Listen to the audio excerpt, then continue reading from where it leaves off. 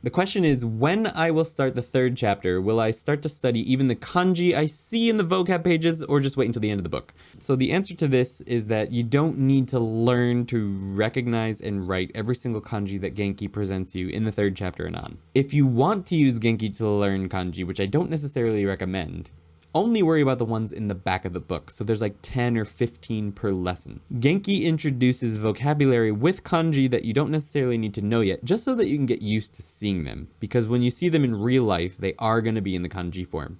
So get used to seeing them that way. Like when you make SRS flashcards for Anki or Memorize or whatever, make them with the kanji and then have the hiragana reading or whatever. You could even have the furigana on the front side of the card. It's fine, but just get used to seeing them that way. But don't worry about learning every single kanji right away. Otherwise, you'll never finish the book. It'll take a very, very long time. And I mean, if you want to do it that way, if you want to really, really take your time, that is fine. But I think it will be more frustrating than it's worth.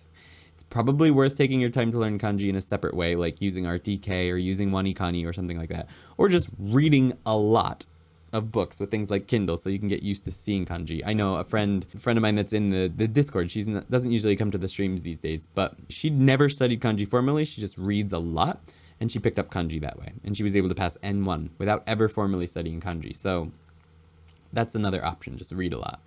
But definitely don't worry about like learning the writing and the reading of every single kanji that shows up in lesson 3 or later in Genki.